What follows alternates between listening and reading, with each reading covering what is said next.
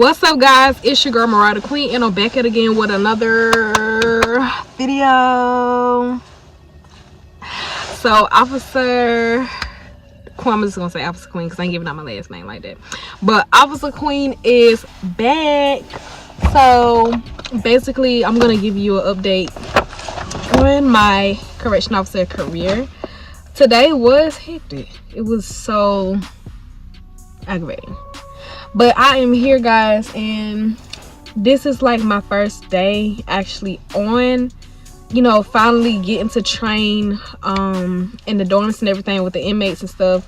So I face big giants and little giants.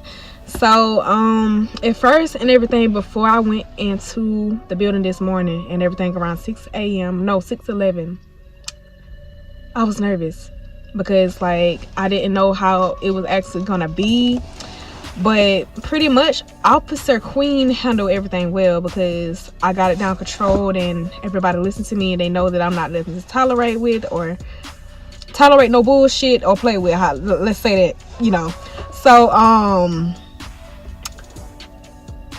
today has been hectic. That's all I can say for that part. It's been hectic because the inmates have been getting on my nerves and everything all day long, non-stop, because they trying to hog mouth talking to new officers, which is me. They're gonna do that and everything like that, which is not right. But I let it be known that my job, my career is just about business. This is nothing personal. I'm not coming here to look for no inmates, no, they my employers and everything, none like that. I'm here to get my money and bank out. You know what I'm saying? So pretty much what all I did today, starting off and everything, I learned how to work in Q. Basically, Q is like when you're like a CO officer and you're just basically working in the building that's kind of locked off from the inmates, but you actually can still see them or what they're doing and monitor them if something goes wrong. Like, for example, like if the co-worker and the officer and oh, excuse me, well, let me talk today. So basically, like if the officer and the inmate gets into a fight, or an inmate and an inmate get into a fight, you just call out the codes and everything like that on your walkie-talkie, blah blah blah, etc. So that's the first thing I learned. And then also I learned how to do my counts and everything. Like, you just go in the dorms, you just count your inmates and everything, making sure everybody is there, making sure there's nothing going on or no PREA going on. And PREA stands for sexually assault. We don't tolerate that, so you have to make sure none of that is going on as well, and make sure that your inmates do report it. So I went through my count and everything. So basically, you just write down, count your inmates of how many you have. You write it down and you just adding everything up. And guys, if you don't want to brainstorm, get a cheap dollar calculator from Dollar Tree or something to make it that easy. That way you got to brainstorm. Ain't got time for that. You want to get it and go.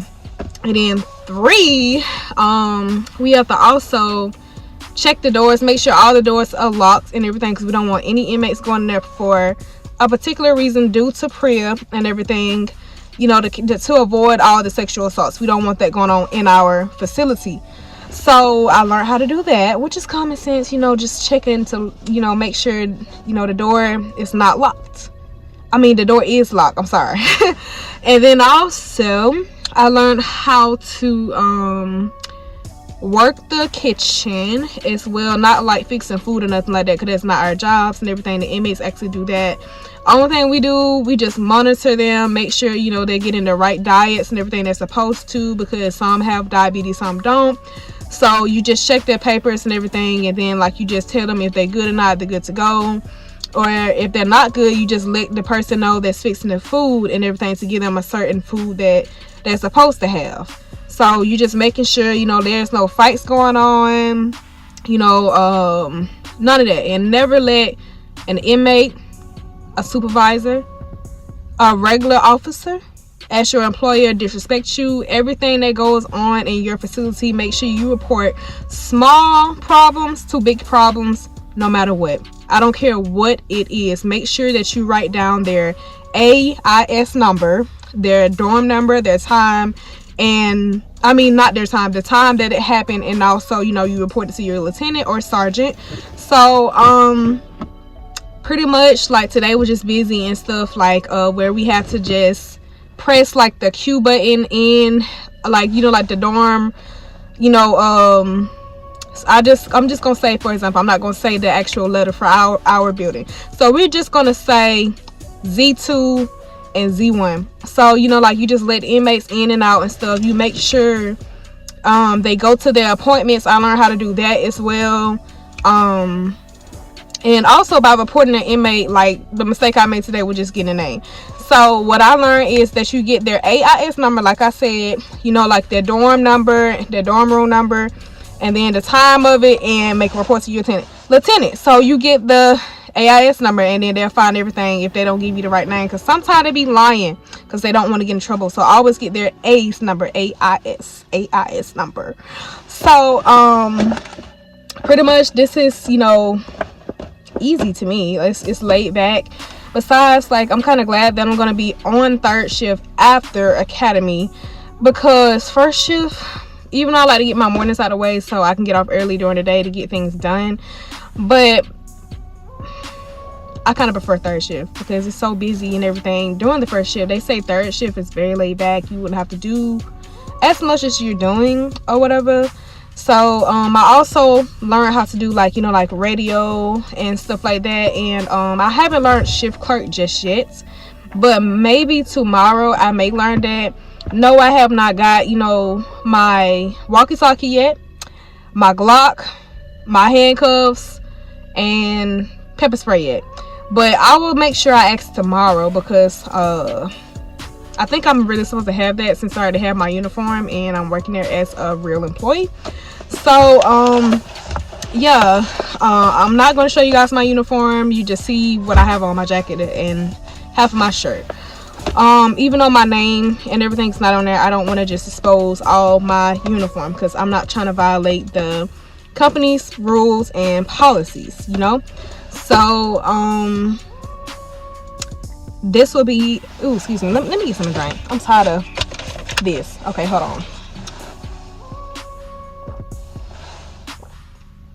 Now that was good, y'all. I love Miss Cranberry juice. So pretty much today, like I was saying, is my 4th day. So what I did, I think I explained to you guys already in my last recent vlog. So my first and second day, I just did paperwork, you know, like filling out everything, like my I-9, verifying my identification to work in US, and also studying, you know, like my big book paperwork, making sure like that I know everything that I'm supposed to know for the do's and don'ts to be a successful correctional officer. And then my 3rd day, I kind of got a little tour around my administrative building and stuff, like where, you know, at the mental institution where inmates actually go there to get seen for the nurses, and also where they go and everything for suicide room. I met the personnel resources, the personnels, I just call them that. And yeah, it's just like a little walk thing. And I just studied some more for the whole entire day. Like, I read the same book. Like, this would be like my 3rd time reading the book, and it's gonna be my 4th time. I'm just gonna keep reading it till it all the way sticks, so I remember everything without even having to look at the book. So like I said, 4th day, which is today of February the 8th, is my first day training finally inside the inmates dorm, you know. So I feel like I really pretty much make a wonderful officer, because I'm there to also do my job and do the right thing. I'm making sure, you know, my inmates respect me, because I do not tolerate disrespect.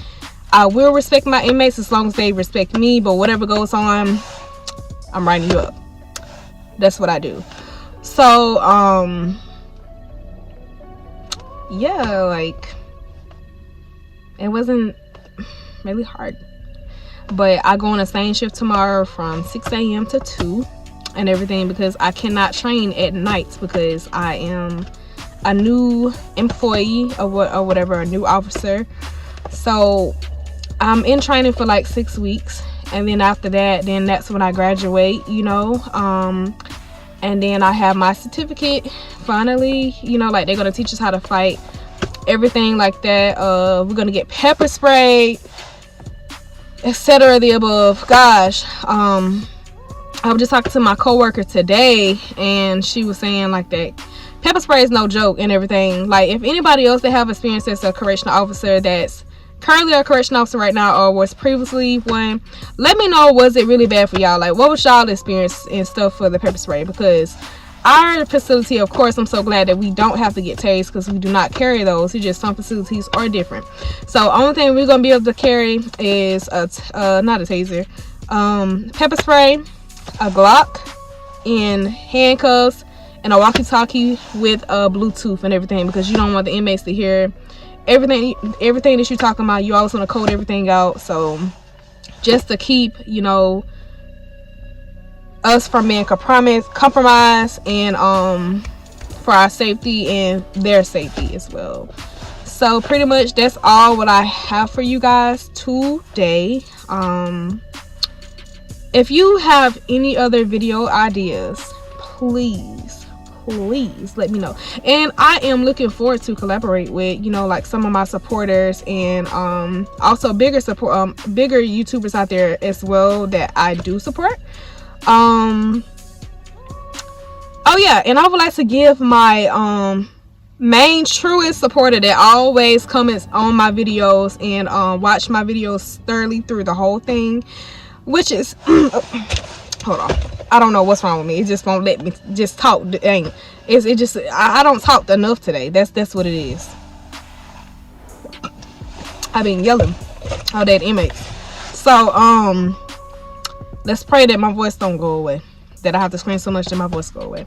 But anyways, back to what I was saying. Please give my brother, my supporter and everything from day one, a shout out, which is, his name is going to be Chocolate Brother. So get him to 1K subscribers on YouTube. Chocolate Brother, I really appreciate you, you know, for watching my videos, coming in, being consistent and everything, and showing your love and support. So yeah, like, that's really amazing to know that you still support me. I appreciate that with everything within me, then, you know. But anyways, I hope you guys enjoyed this video. Please like, share, and subscribe with your family and friends. And remember, always chin up, always keep your head up, stay proud, stay blessed, stay true, do the right thing, stay prayed up, and watch how God will come through for you, because he sure enough come through for me. He came through for me, and he is still coming through for me.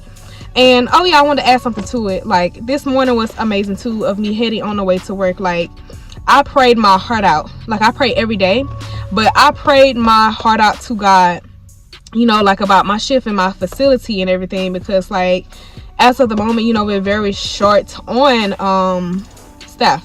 You know, we're kind of outnumbered, so we really do need people to come to our facility or whatever. But I'm not just going to expose my facility on here. I'd rather for you guys to just probably email me, you know, to ask me which facility, if you're local in my area and everything, or willing to travel out state or within state to my facility to fill our staffs. But you got to be non-felony and all that whatnot stuff. You cannot have no felony, no domestic violence, or none of that stuff going on. You got to be clean, and you got to have your high school diploma or transcript, like I told you guys in the last recent posted video. So that's all you really need. You don't need no experience, because they're going to train you, so you don't have to worry about having no experience or taking a exam. Depends on like what you're going for, because working for the states, you're gonna have to take a test for a CO, you know. But correctional basic officer and correctional officer, no, you don't have to take a test. But possibly they're going to test your knowledge in academy to make sure that you still know what you're supposed to know, like refreshing your mind and stuff. And then, you know, that's all. That's pretty much all you need. And you just retake your physical again to make sure that you still got it, because you're gonna have to do some running sometimes to chase the inmates or whatever, and in case something happened, like a fight or something. You got to be, they call out, you know, for example, like code red, you got to be on the run, because that's the number one thing, you know, because that means an inmate is getting into a fight with an officer.